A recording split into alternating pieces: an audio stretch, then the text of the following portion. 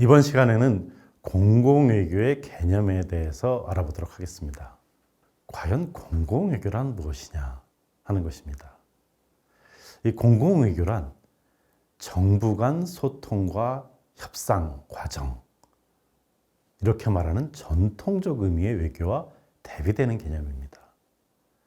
그럼으로써 문화, 예술, 원조, 지식, 언어, 미디어, 홍보 등 다양한 방법을 활용해서 외국의 대중에게 직접 다가가서 그들의 마음을 사고 감동을 주어서 긍정적인 이미지를 만들어 나가는 것이 공공외교의 기본 개념입니다. 그리고 이러한 공공외교의 기본 개념은 외교부의 홈페이지에도 나와 있습니다. 그럼 공공외교라는 것, 이거 언제 나온 것일까요? 사실 공공외교가 개념적으로는 예전부터 있었습니다만은 실제적으로는 21세기 들어서 미국 중심으로 만들어졌습니다. 이 공공외교라는 것이 다시 한번 말씀드리면 외국 국민들과 직접적인 소통을 통해서 외국의 정부가 아니라 우리나라의 역사, 전통, 문화, 예술, 가치, 정책, 비전 등에 대한 공감대를 확산하고 우리나라에 대한 신뢰를 확보해서 그렇게 확보된 신뢰를 통해서 한국과의 외교 관계를 증진시키고 또 한국에 대한 이미지, 한국에 대한 브랜드를 높이는 그러한 외교 활동을 의미하는데 이러한 개념이 미국 중심으로 지난 21세기부터 대두했다는 것입니다. 그러니까 어떻게 보면 우리가 공공외교라고 하는 것을 얘기할 때 한 나라의 정부가 다른 나라 정부를 향해서, 그 일반적인 외교죠. 그런 것뿐만 아니라 한 나라의 정부가 다른 나라의 국민에게 하는 외교. 그런데 또 하나, 한 나라의 국민과 다른 나라 국민이 어떻게 보면 민간적인 차원의 외교죠. 이 외교까지 포함된다는 것입니다. 그런다 보니 우리가 어려운 말로 상황지성이라는 표현을 쓰고 있습니다. 이것은 집단적 지성을 의미하는데요. 가령 외교에 있어서 한 외교관이 다른 나라 외교관과 하는 것은 그 외교관의 자질과 연결이 되겠죠. 그렇지만은 집단지성이라고 하는 것, 이것은 여러 사람들의 네트워크가 만들어지면서 소통해서 공공의 이익을 얻는 그러한 것이기 때문에 그 상황에 맞게끔 지성이 만들어진다, 이런 뜻을 가지고 있습니다. 그러니까 공공외교가 어떻게 보면은 이렇게 개인들과도 연관된다 하는 점에서 예전 외교랑 차이가 나는 것입니다. 그래서 이렇게 공공외교를 얘기할 때 공공이 뭐냐? 영어로 public. 이 public을 일본 사람들이 공공이라고 번역을 했습니다. 그래서 이것을 한국, 중국 다 쓰고 있죠. 그런데 이 공공이라는 것이 뭐냐는 거죠.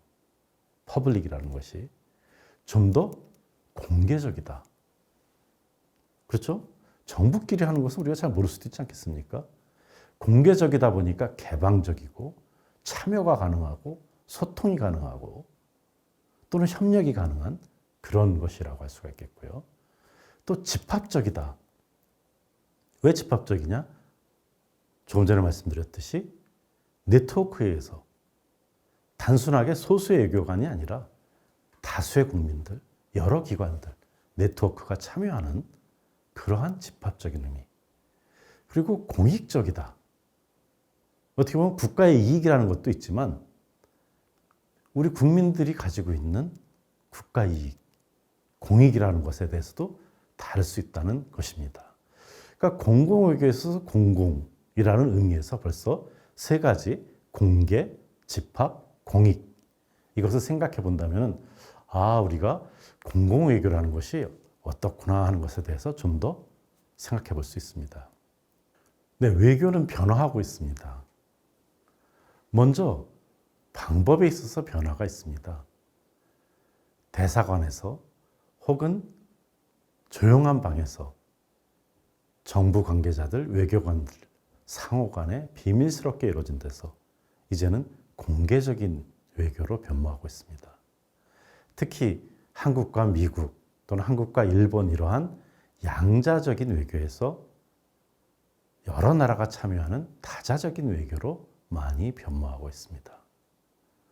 조금 전에 얘기했듯이 정부에서 하는 외교에서 이제는 민간, 국민 이런 외교로 또 변하고 있는 것입니다. 그렇기 때문에 당연히 외교에 있어서의 목표도 국가 이익도 달라지고 넓어지게 되는 것입니다. 그래서 우리가 공공외교라는 얘기를 할 때 꼭 나오는 얘기가 소통외교, 네트워크 외교, 공익외교 이런 말들을 하고 있습니다. 그러니까 어떻게 보면은 전통 외교에서 공공외교로 변화하고 있다는 것이죠.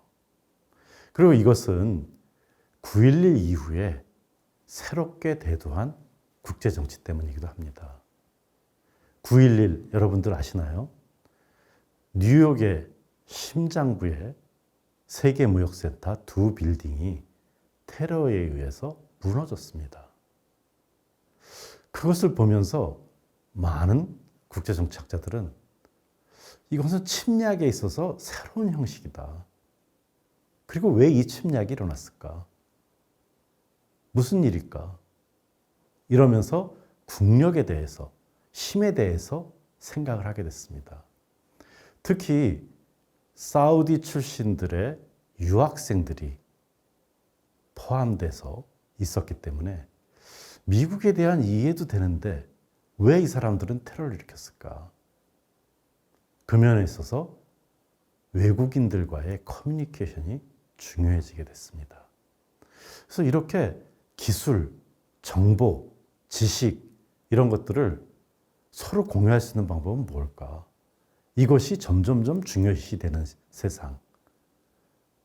조지프 나이 교수는 이것을 소프트 파워라는 말로 정의를 했습니다.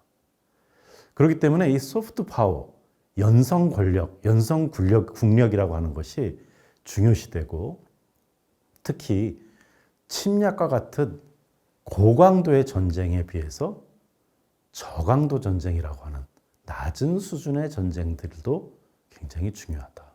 어떻게 보면 문화 침투 같은 거라고도 할 수 있겠죠.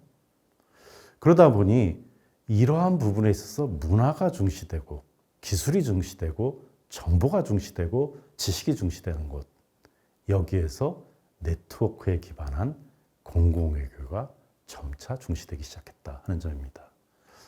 공공외교가 대두하게 되면서 이 네트워크가 점차 중시되고 있습니다. 그리고 그 네트워크에는 정부뿐만 아니라 다양한 행위자들이 등장하고 이들이 국제정치에서 영향력을 행사하고 있는 것입니다. 가령 기업이 있습니다. 대기업들의 사회적 책임에 대해서 많이 얘기하고 있습니다. 그리고 대기업이 어떻게 행동하느냐에 따라서 그 나라의 이미지도 달라지고 있습니다. 우리 방탄소년단의 활동, BTS의 활동은 한류에 있어서 굉장히 영향력이 큽니다. 그럼으로써 지금 여럿이 하는 네트워크 외교인 공공외교가 단순하게 정부 차원에서 하는 일반 외교뿐만 아니라 정부와 함께 하는 외교 혹은 민간이 하는 외교까지도 포함해서 발전하고 있는 것입니다. 그래서 이 공공외교라는 것을 지금 우리가 도표로 한번 보면요. 한쪽 사이드에 정부가 있고 다른 쪽 사이드에 정부가 있지 않습니까? 이것이 기본적인 전통적인 외교, 정무외교와 경제 혹은 통상외교라고 할 수가 있겠고요. 반면에 한 정부가 다른 정부뿐만 아니라 다른 국민들, 그 정부의 국민들에게까지 하는 외교 또는 한 나라가 자기 나라의 국민들에게 하는 외교. 외교를 자기 국민들에게도 해요? 그렇습니다. 국민 외교도 필요합니다. 왜? 그래야지만이 정부의 외교 정책에 대해서 이해를 하기 때문이죠. 그리고 그렇게 이해한 국민들은 다른 나라 국민들에게 민간 외교를 또 할 수 있게 됩니다. 그러니까 지금 외교라고 하는 것이 공공외교로 달라지게 되면서 정부와 국민, 다른 국가의 정부와 국민이 다 같이 참여한 외교로 바뀌게 됐다는 것입니다. 자, 그래서 다시 우리가 공공외교로 또 얘기해 봅시다. 공공외교라는 것이 정부 간 소통과 협상 과정을 일컫는 전통적 의미의 외교와 대비된다. 그리고 힘이라고 하는 측면에서도 문화, 예술, 원조, 지식, 언어, 미디어, 홍보 등 다양한 방법들도 힘에 들어간다는 것입니다. 그리고 정부뿐만 아니라 외국 대중에게 직접 다가가서 그들의 마음을 사는 외교, 긍정적 이미지를 만들어 나가는 외교, 이것이 공공외교라고 할 수가 있겠습니다. 그렇기 때문에 공공외교에 있어서 우리가 중시해야 될 것은 기본적으로 정부라고 하는 것의 역할입니다. 정부의 역할이 예전에 어떻게 보면 독자적이고 독점적인 것이었다면 이제는 반관, 반민의 외교. 그러니까 정부가 반, 민간이 반이라는 뜻이 되겠죠. 그런 차원에서의 정부의 역할. 혹은 정부가 뒤에 있으면서 민간이 역할을 하는, 직접적인 역할을 하는 그러한 외교. 혹은 정부가 아예 상관없이 있고 민간들이 다양한 역할을 합니다. 기업들의 역할 또는 BTS 같은 팝 그룹부터 시작해서 다양한 문화적인 그룹들의 역할, 이것을 통해서 외국인들에게 우리나라를 알리는 역할, 그것을 정부가 정리하고 외교로 활용할 수 있도록 생각해 보는 것, 즉 긍정적인 이미지를 만들어 나가게끔 만드는 것, 이것이 공공외교 정책이라고 할 수가 있는 것입니다. 그럼으로써 이렇게 다양해지는 방식을 통해서 공공외교라는 것이 우리가 21세기 들어서 새로운 개념으로 등장한 것이다 말씀드릴 수가 있겠습니다.